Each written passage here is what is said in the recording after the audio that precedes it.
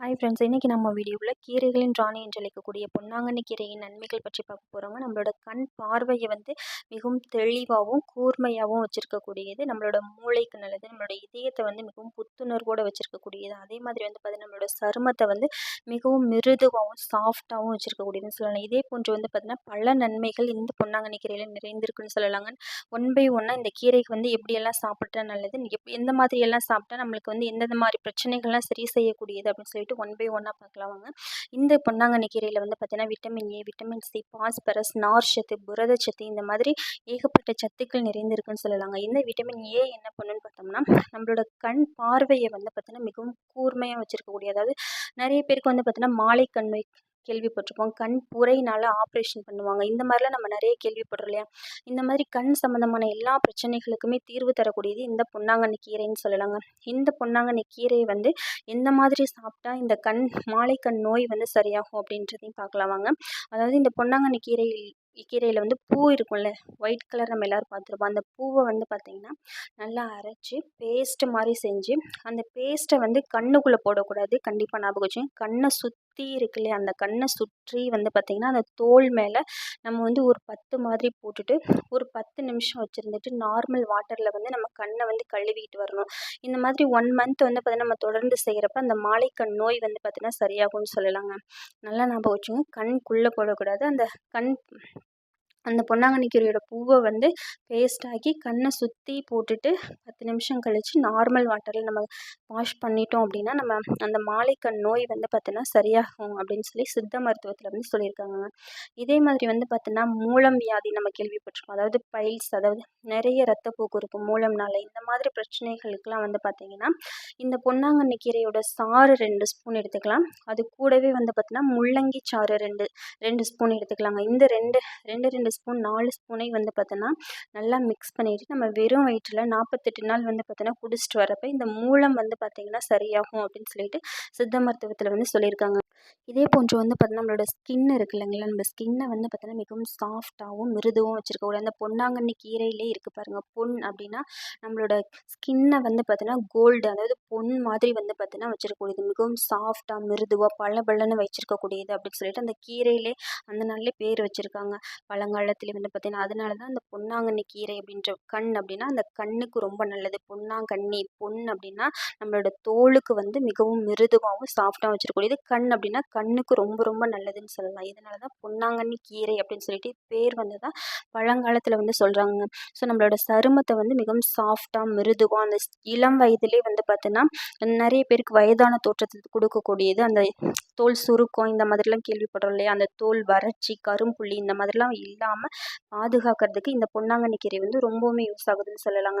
இதே மாதிரி பார்த்தோன்னா பிளட் ப்ரெஷரை பார்த்தோன்னா குறைக்கக்கூடியது பார்த்தோன்னா இந்த பொன்னாங்கண்ணி கீரை. நம்ம பொன்னாங்கண்ணி கீரையை நைட் டைமில் எடுத்துக்காமல் மார்னிங்கில் இல்லைன்னா ஆஃப்டர்நூன் காலையிலையும் மதியமும் பார்த்திங்கன்னா பொரியல் மாதிரியோ கூட்டு மாதிரியோ ஏதோ ஒரு விதத்தில் நம்ம எடுத்துகிட்டு வரப்போ பார்த்திங்கன்னா பிளட் ப்ரெஷர் பார்த்தோன்னா குறையுது அப்படின்னு சொல்லி சித்த மருத்துவத்தில் சொல்லியிருக்காங்க. இதே மாதிரி பார்த்திங்கன்னா இந்த பொன்னாங்கண்ணி கீரையை நம்ம ரெகுலராக சாப்பிட்டுட்டு வரப்போ நமக்கு நோய் எதிர்ப்பு சக்தி அதிகரிக்கும்னு சொல்கிறாங்க. ஏன்னா இதில் விட்டமின் சி பார்த்தீங்கன்னா அதிக அளவில் இருக்கிறதுனால அந்த நோய் எதிர்ப்பு ஆற்றல் அதிகரிக்கும் அப்படின்னு சொல்கிறாங்க. அந்த விட்டமின் சி என்ன பண்ணுன்னா நோய் எதிர்ப்பு திறனை அதிகரிக்கக்கூடிய ஆற்றல் இந்த விட்டமின் சிக்கு இருக்குன்னு சொல்லலாம். இந்த விட்டமின் சி அதிகம் இருக்கக்கூடிய ஒரு கீரை பொன்னாங்கண்ணி கீரைன்னு சொல்லலாம். அதாவது நம்மளுக்கு தொற்று நோய் வராதது, காய்ச்சல் இந்த மாதிரி நிறைய பாக்டீரியா, வைரஸ் இந்த மாதிரி நம்மளை தாக்காமல் அந்த நோயை தடுக்கக்கூடிய ஆற்றல் பார்த்தோன்னா இந்த பொன்னாங்கண்ணி கீரைக்கு இருக்குன்னு சொல்லலாங்க.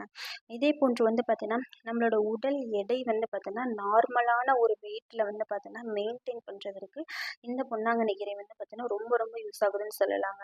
இதே மாதிரி நம்ம பார்த்தோம்னா இந்த பொன்னாங்கண்ணி கீரையை ரெகுலராக சாப்பிட்டுட்டு வரப்போ அஜீரணம் சம்மந்தமான பிரச்சனைகள் தீர்வுக்கு வரும் அப்படின்னு சொல்லலாம்.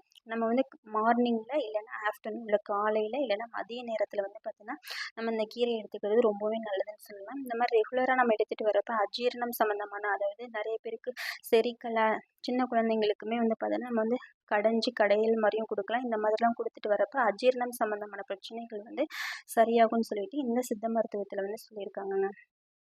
நிறைய பேருக்கு வந்து பார்த்தோன்னா, இப்போலாம் மலச்சிக்கல் வந்து ஏற்படுறது நம்ம நிறைய கேள்விப்பட்டிருப்போம்.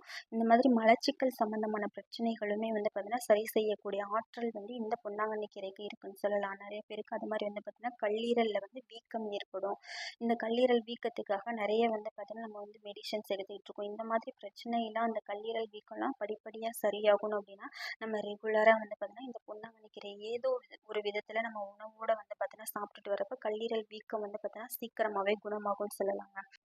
அதே மாதிரி இப்போலாம் வந்து பார்த்தோன்னா, குழந்தை பெற்றெடுத்த தாய்மார்களுக்கு வந்து பார்த்தோன்னா, நிறைய தாய்ப்பால் உற்பத்தி வந்து கம்மியாக இருக்குது அப்படின்றப்ப, இந்த பொன்னாங்கண்ணி கீரைய வந்து நம்ம ரெகுலராக சாப்பாட்டில் எடுத்துகிட்டு வரப்ப, தாய்ப்பால் உற்பத்தியுமே வந்து பார்த்தோன்னா அதிகரிக்கும் அப்படின்னு சொல்லிட்டு சித்த மருத்துவத்தில் சொல்லியிருக்காங்க. இதே மாதிரி வந்து பார்த்தோன்னா, சளி, ஆஸ்துமா இந்த மாதிரி பிரச்சனைகளுக்குமே வந்து பார்த்தீங்கன்னா, இந்த பொன்னாங்கண்ணி கீரை வந்து ரொம்பவுமே யூஸ் ஆகுதுன்னு சொல்லலாம். அதாவது இந்த பொன்னாங்கண்ணி கீரையோட பூண்டும் நம்ம நிறைய நிறைய சேர்த்து நம்ம சாப்பிட்டுட்டு வரப்போ வந்து பார்த்தீங்கன்னா, சளி, ஆஸ்துமா சம்மந்தமான பிரச்சனைகள் வந்து தீர்வுக்கு வரும் அப்படின்னு சொல்லிட்டு சித்த மருத்துவத்தில் சொல்லியிருக்காங்க.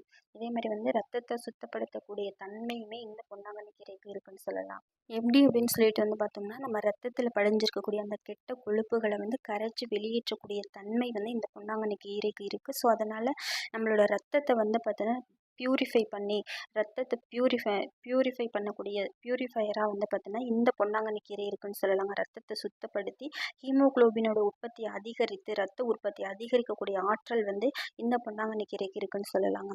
இதே போன்று வந்து பார்த்தோன்னா, வாயில் துர்நாற்றம் நிறைய நம்ம கேள்விப்பட்டிருப்போம்ல. இந்த மாதிரி வாய் துர்நாற்றத்தையுமே வந்து பார்த்தோன்னா நீக்கக்கூடிய ஆற்றல் வந்து இந்த பொன்னாங்கண்ணி கீரைக்கு இருக்குன்னு சொல்லலாம்.